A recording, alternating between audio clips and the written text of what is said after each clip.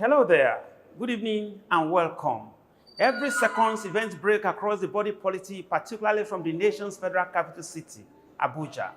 What we're trying to do on this program is to relive those events and issues which have shaped the thoughts of many in the outgoing week into your living rooms every week. This is Abuja Dispatch, and my name is Adigboyega Arogodo. Let's start off with those stories that made up our news headlines in the outgoing week.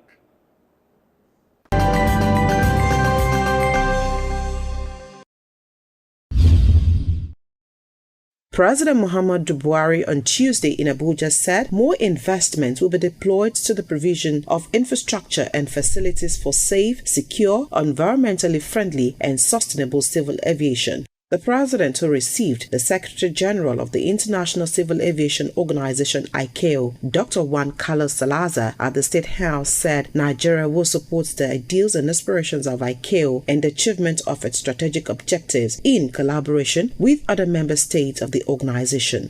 President Buhari hinted the visiting delegation that the Nigerian government has established independent agencies in order to enhance aviation safety and security. The ICAO Secretary General, who led the delegation to Aso Rock, seat of power, lauded what he calls the leadership role Nigeria plays in civil aviation in Africa, adding that the country's record is one of the most impressive in the world. The Ministry of Finance, Budget and Economic Planning has presented to the Federal Executive Council the Phase 3 of the Project Lighthouse, which has to do with the digital infrastructure for voluntary assets declaration schemes. The aim is to enhance the debt recovery strategy initiative, sustainable long-term gains for the government, and build on additional capabilities in the debt recovery system. This was part of the resolutions reached during the week at the Federal Executive Council meeting presided over by President Muhammadu Buhari. Meanwhile, the FEC has also approved 2 major memoranda for the Ministry of Works and Housing on the uptake of the private sector in response to the tax credit program, which was initiated in 2019 through the signing of the Executive Order 7. Works and Housing Minister Babatunde Fashola said the program allows the private sector to finance public infrastructure using tax credit.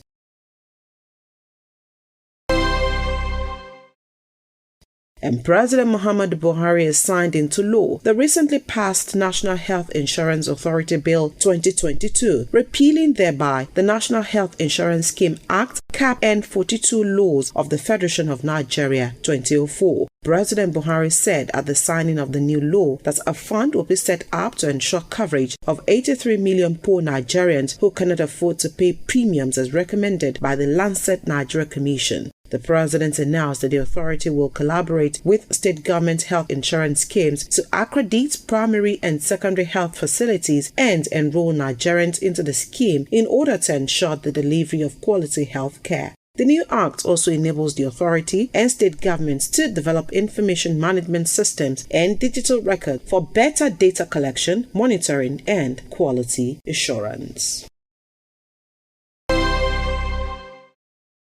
A comprehensive diaspora housing mortgage scheme is set to be inaugurated towards providing a transparent, seamless platform for Nigerians in the diaspora to invest and own houses in Nigeria. The scheme is aimed at enabling Nigerians in the diaspora have mortgage accounts, participate in the National Housing Fund scheme, access loans up to 50 million naira, and own homes through certified developers or from the comfort of their locations. Chairman and CEO Nigerians in Diaspora Commission NIDCOM, Honorable Dr. Abuja Dispatch stated these at an interface with the management of the Federal Mortgage Bank of Nigeria in Abuja. Dr. Dispatch maintains that Nigeria, being the highest diaspora remitting country in sub-Saharan Africa with over $19 billion in 2021, according to the World Bank, assisting them own houses of their own is the list of incentives for Nigerians abroad who tirelessly contribute to Nigeria's development.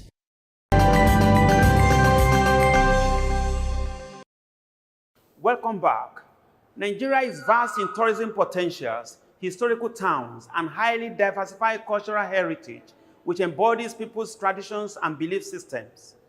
The capacity of these symbolic representations of people's beliefs to earn Nigeria's substantial revenue is not open to questioning. On Deadline this week, we look at the inability of successive governments to transform these tourism assets to economic gains, particularly in this era of daunting security challenges. Stay with us.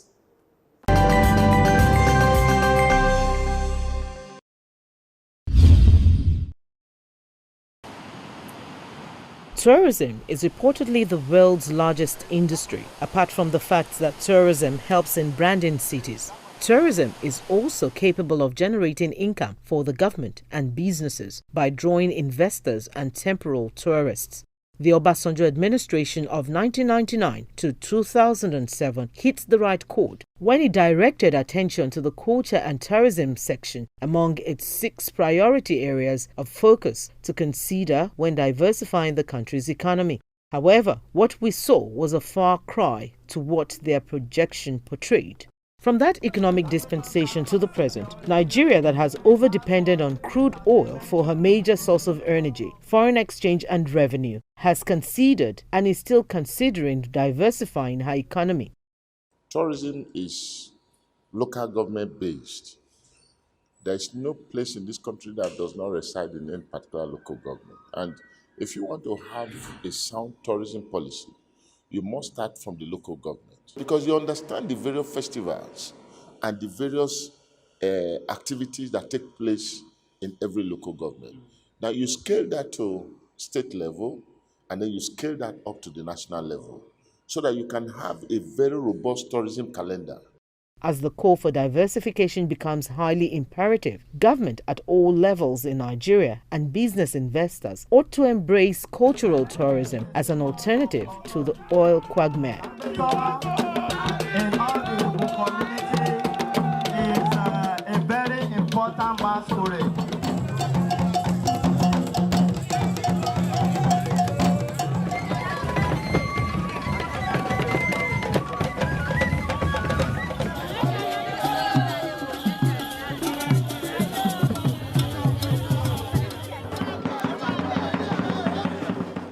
Tourism is one of the major sources of revenue to any government, and any reasonable government across the globe works out sustainable strategy to key into existing tourism potentials of that particular country. But unfortunately for our part of the world, we are not doing anything really very serious about tourism, probably because of the regime of oil. But unfortunately, oil is not a sustainable source of revenue. It dries up over time. It's something that if disaster occurs, you can't tap into the oil resources. But tourism is something that is not time-bound. It's timeless. We're able to collaborate at the national level to make sure we take advantage of areas that have comparative tourism advantage. As a nation, people will respect us. Currently, Nigeria is not tourism friendly as a result of the fact that kidnappers, armed robbers, cattle rustlers and ritualists are holding sway over the landscape. Domestic or international tourism is not a suicide mission, and interested tourists will not be eager to go to places security is not assured and with zero level of good infrastructure. We want to work on these psychological issues of fear of the terrorism and insurgency that is happening around us. So we are investing in a lot of media campaign, first, to change people's belief about the fact that we are living in a dangerous zone. For a site to become an attraction and to attract tourists, you need many things. Most importantly, you need infrastructure to be able to reach and access those sites. But the tourism industry is much more complex, and it involves so many other ministries. It starts with the Ministry of Foreign Affairs. A tourist wants to come to Nigeria, he needs an entry visa. The way and manner he is treated at your embassy in Nigeria will determine whether he wants to come here or not. According to the United Nations World Tourism Organization, tourism has been increasingly recognized for its potentials to contribute to the reduction of poverty through its geographical expansion and labor-intensive nature, which supports a spread of employment and can be particularly relevant in remote and rural areas where many of the poor people live. Cultural tourism has to do with the cultural advantages and uniqueness of a people, either man-made or inherited. Among the cultural heritage of a people that could be a source of tourist attractions are dances, music, customs, dresses, historical monuments, images, arts and craft, festivals such as New Year, traditional religious rallies, traditional marriages, and burials. The first thing is draw up a proper calendar and put them on the front burner, and then develop programs and products along those areas that can attract people to those places. If you don't bring people to those places, people will not go there. By virtue of her ethnic plurality, Nigeria's cultural space is characterized by very rich and diverse manifestations, both tangible and intangible. These in turn have given Nigeria her peculiar colors, identity, and authority in the Committee of Nations. The Nigerian cultural festivals can also generate income for investors who are able to harness the unending economic potentials in them. Festivals are times when local businesses thrive on accommodation, security provision, production of souvenirs, flyers, transportation, and of course, material production of cultural artifacts. With the dwindling fortune of oil in the international market, the Nigerian cultural heritages can be maximally explored to provide a sustainable option needed for the growth of the economy. Time is upon us when investment in culture and tourism will provide the needed palliative alternative to the oil. Oil may dry up, but culture and tourism, even though affected by global trends, will continue to thrive on the sands of time.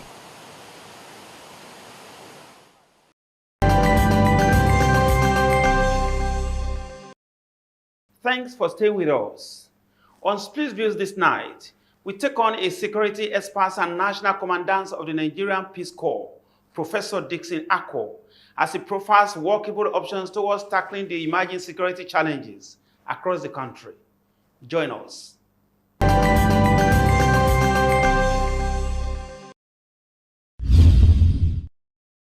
Welcome to the Split Views segment of our program, Abuja Dispatch. And on Split Views tonight, we have the pleasure of meeting the National Commandant, Peace Corps of Nigeria, Professor Dixon Akko. You're welcome to the program, sir. Thank you very much. It's my pleasure. Now, as a security person, let me ask you, how is it that Nigeria finds itself at this present state of insecurity? How come? If you look at the trend, you'll get to know that what we ought to do prior before now that we neglected is responsible for the security challenges we are passing through.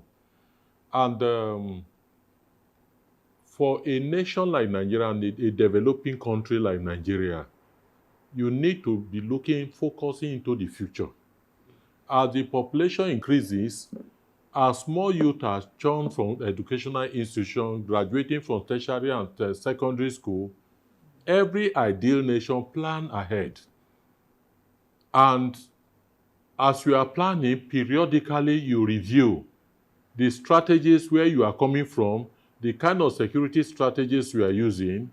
As we move on, if the security strategy remains static, definitely the consequence will be what we are passing through today. Now, even right now, some people are in some quarters are calling for a state of emergency in the security sector.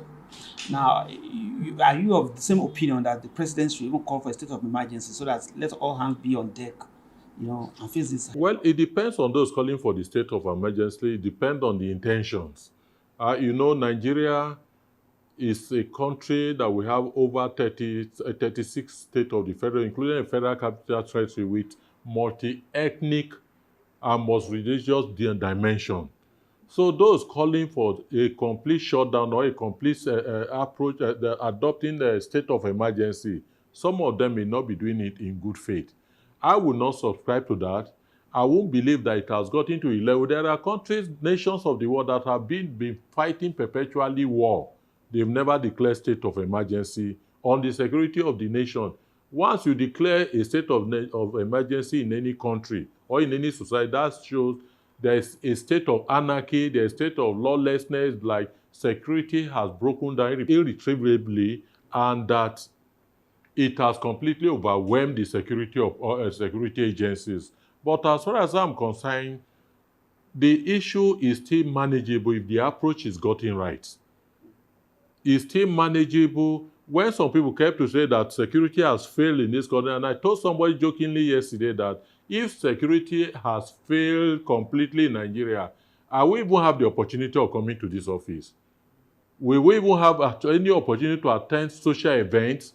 So as far as I'm concerned now is that the solution is there. If genuinely we want to resolve this issue, we know, you see, let also the security agencies be very, very accommodative. I mean, one, in terms of manpower they don't have, and you can also see clearly that the security personnel themselves, they are complaining of obsolete equipment. Now, let us talk about this, the manpower. We were having meeting with a very senior citizen, and I was surprised he gave us that figure, that in Egypt alone, the numbers of security personnel in Egypt all put together is about 1.4 million plus. Then in Nigeria, if genuinely, forget about amplified secure number, whereby people want to go to election, these people will tell us that they are moving hundreds of thousands security personnel to a state. If you start finding out what is the numerical strength of that agency that is saying they are deploying over 50,000, over 80,000 personnel, they may not be so, but psychologically, they may be working on the intelligence of any will-be lawbreaker. But if of a truth, putting the figure of security in Nigeria, as I was recently made to understand, is not to 600,000. For a population of over 200 million.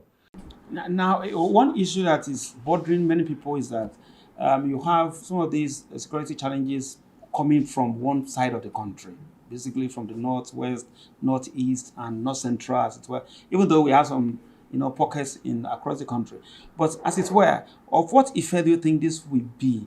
As far as I'm concerned, I will not subscribe to the fact that it's coming essentially from one part of the country. You see, in the 80s, or towards late 80s and early 90s, this kind of challenges was in the southwest axis, where we have this thing, Odua People's Congress. We know the mayhem being visited on the people. But when the leaders unanimously stood against it, it was successfully, they brought it down to its barest minimum. I was in Lagos then, and I know the level of anarchy being visited on the citizenry by Odua People's Congress. Then next, it moved from there, the South axis, issue of oil bunkering, issue of kidnapping, and then, mind you, the kidnappers, their attention there was essentially focused on the expatriates and the high-profile workers in the oil industry. They went into that, bombing continued, so it was a high level of insecurity there in that region. Then all other sections of the country was calm, security-wise. But the former president, President Yaradua then, took the bull by the horn.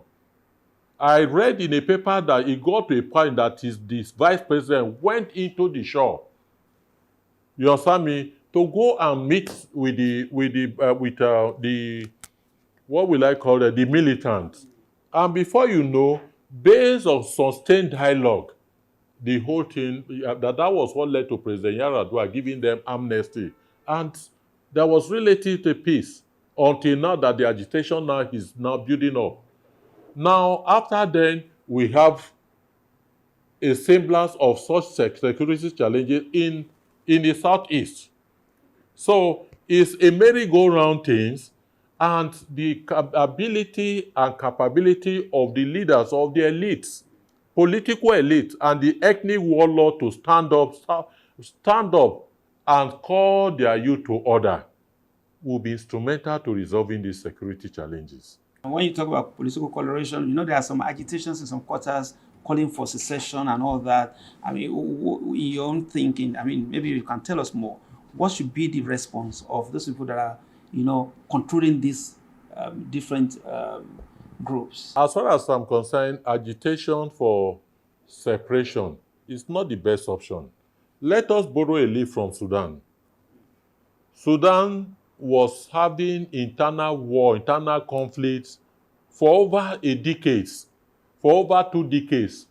And Sudan felt that the best way to go, let them give the Christian minority a state. That is what led to the creation of Southern Sudan. But have they known peace since then? So separation is not the best option. If my views will be heard or my opinion will be taken, the best option is that let us all come together once again. There are times when things are going wrong. You call for re-examination.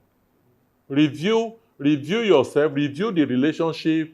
Social injustice can bring about a lot of challenges as we are facing today. Economic depression. And the mother of it all, there is no nation that can be secured when you have your armies of unemployed youth. You came in here now, you have over 60 youths, graduates. They would have been on the street. There are many of them that doesn't even have the opportunity where to even wake up from the house to go every day. There is a popular saying that an idle mind is the devil's workshop. When you have these armies of unemployed youth, graduate leaving school, I just pray that the near future is not more, the situation does not become more complex than what we are passing through today. These are part of issues that need to be addressed. And for the northern part of the country, I think last year, steps we are taking, laudable steps, salutary steps, taken by some governors in the core north, including the governor of Kaduna, where the issue of Almajiri was being addressed and they were clearing them from the street. I think there's no decent human being, no rational person that is well educated with sound upbringing will allow him or herself to be used to perpetrate what is happening now in the north. So let us also look at the angle of illiteracy. Illiteracy, if you are illiterate, you can be easily manipulated. Can anybody come and work on my intelligence as I'm sitting down now with my level of international exposure, my level of education? So issues, they should confront it frontally, how to eradicate totally issue of Almajiri in the north. Once this is done, the tendency for people to cajole and manipulate them to carry out unwholesome act will be seriously addressed. Now we'll be talking with the National Commandant, Peace Corps of Nigeria, Professor Dixon Ako. Thank you for your time, sir. You're most welcome.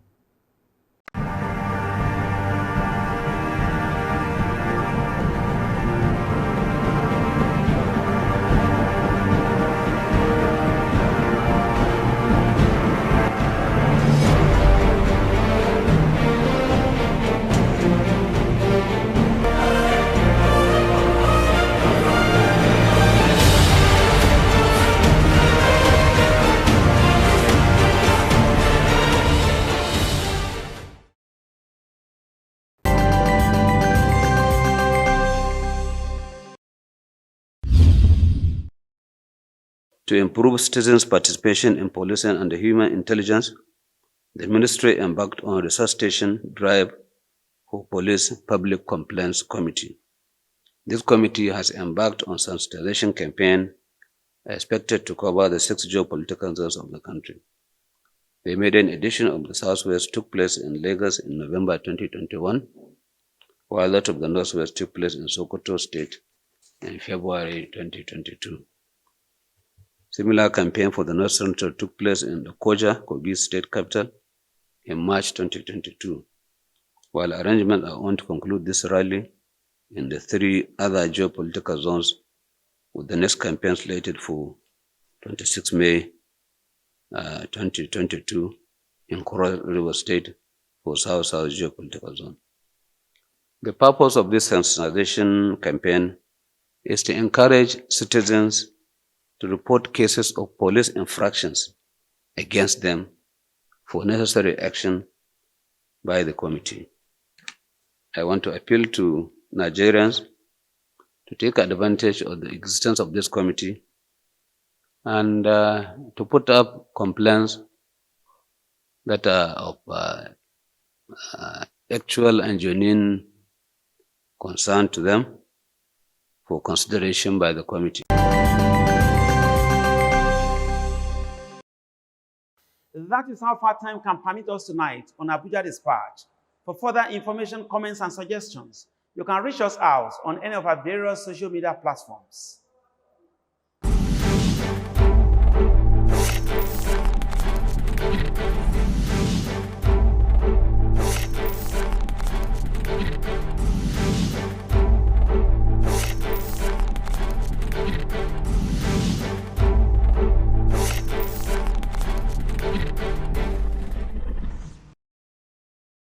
Thank you for sharing your moments with us tonight on Abuja Dispatch.